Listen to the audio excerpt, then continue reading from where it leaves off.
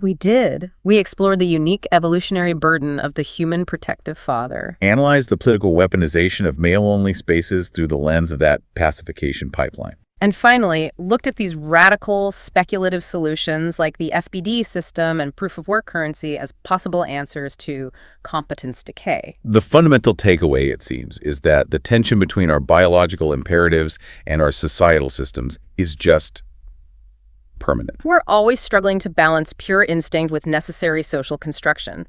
And the ultimate challenge for any stable society, whether it's a physical hive, a feudal aristocracy, or a digital civilization, is ensuring that the filters for reproductive success and social status consistently reward genuine, generative competence. Because if those filters fail, if inherited wealth, inherited beauty, or purchased aesthetic signals are allowed to bypass the necessity of production, then the society begins to rot from the top down. And that decay, according to these sources, requires either a systemic collapse to reset the playing field, or perhaps a radical structural intervention enforced by technology like the FDD system proposes. That's the aha moment. It's not just about fairness, it's about survival. You, the listener, now have a framework to analyze not just economic systems, but the hidden evolutionary pressures that are driving social friction today. So what's the final provocative thought we leave you with today, building on the security architecture required for these proposed future systems? We covered the moral principle that's inherent in the design of any security system, particularly in the context of digital sovereignty.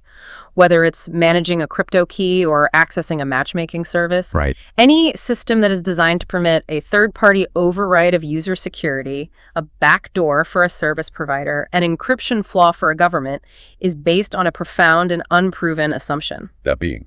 That centralized authority will remain benevolent, competent, and uncorruptible across infinite time. And history, however, provides no evidence that this assumption is ever justified. None. Power corrupts, and systems designed to facilitate benevolent control inevitably facilitate malevolent control when the hands change.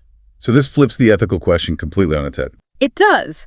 If cryptography and system design exist precisely because trust fails at scale, then the moral imperative for architects and designers shifts. So the question becomes, Is the highest ethical priority always to design systems that make lawful override technically impossible, even if that creates temporary inconvenience or difficulty for law enforcement or security agencies? the question is whether we prioritize safety by making abuse impossible. Or whether we tolerate vulnerability in exchange for convenience. That conflict sits right at the heart of digital sovereignty and the architecture of our future society. Something to mull over as you watch the next celebrity drone fly by.